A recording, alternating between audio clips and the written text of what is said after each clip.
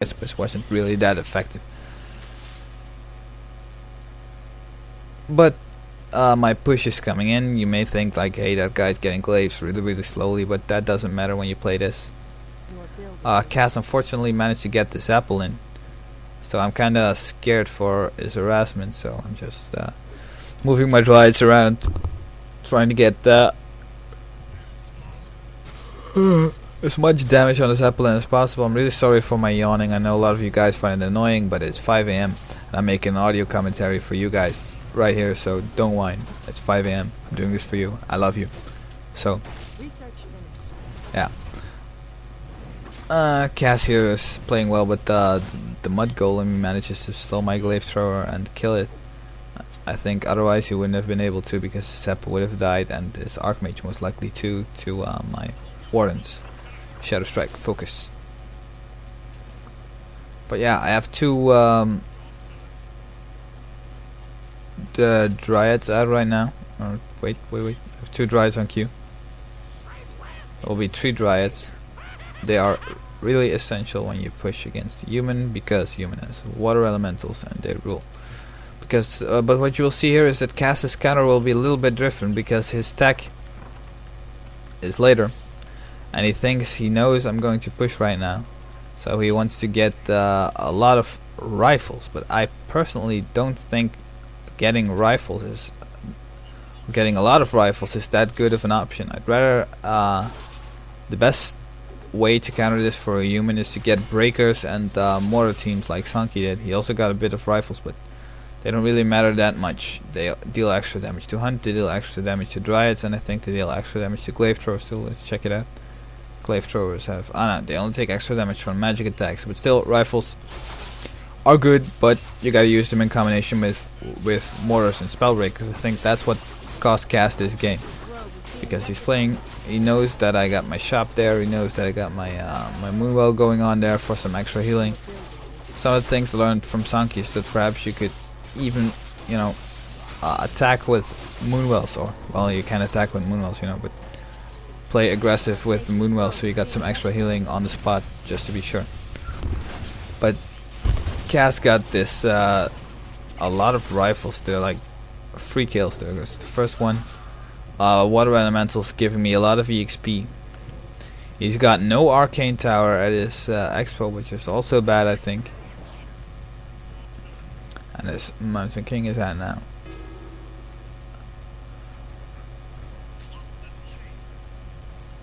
So here I'm just focusing the rifleman. Just getting some damage on every damage you can get is good. But my glaive throwers are only upgraded 1-0. As you can see, I'm finishing my 2-0 upgrade right now. And it's finished.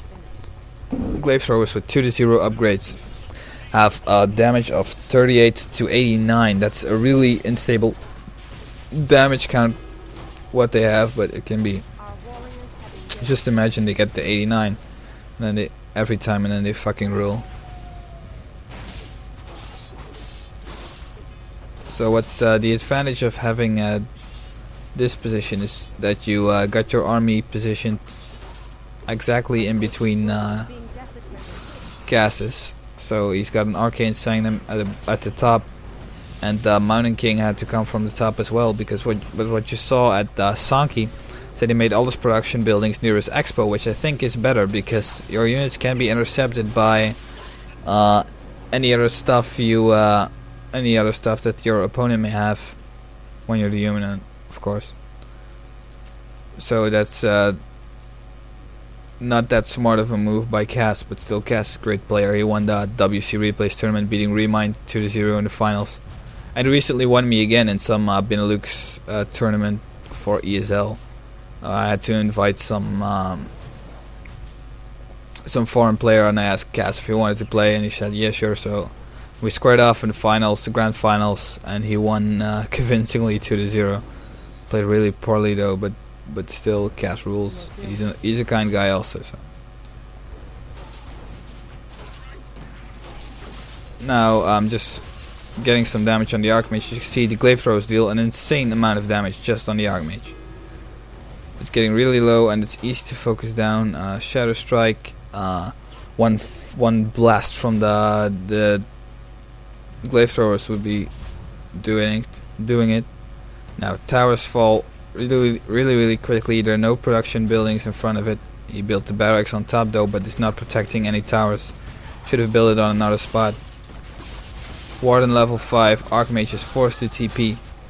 He TPs to his expo, which, well, he would have lost it for sure if he TP'd to his main, but now I'm just able to kill everything with such insane ease. Archmage dies. Get fan of knives. Warden level 6. Game is over. But it's really important for the humans to keep taking down that shop, which he's doing, but it doesn't have any more use right now because the game is played. Even though Cass still has 51 food, he won't have an expo. He won't be able to survive against this push. Let's see, he's trying for a last fight. Yeah, I got my wand of mana stealing.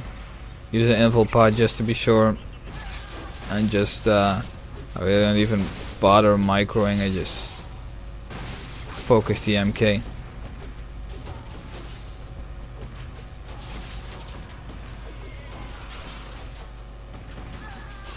Get another mana steal, yeah. This game is over. Cass says GG. That's the end of it. So, I hope you guys learned something. Warden is really effective against human on Twisted Meadows. There's some things you should do as a human to counter, and some things you shouldn't do.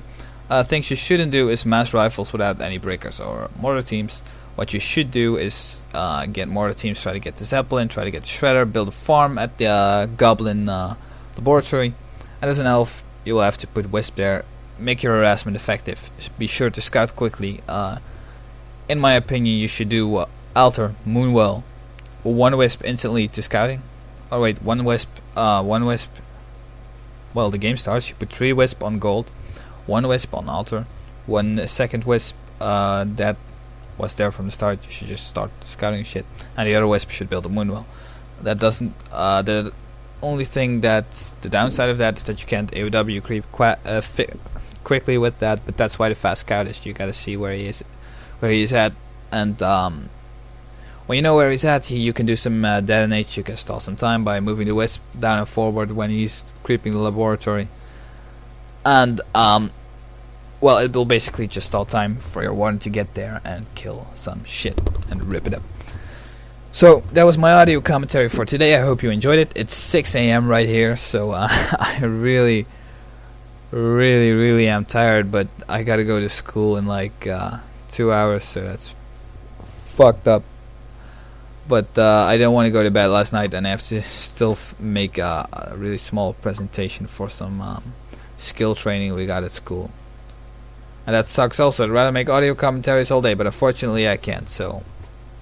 Guys from WCR Replays, good night, and see you again next time. Sasuke signing off.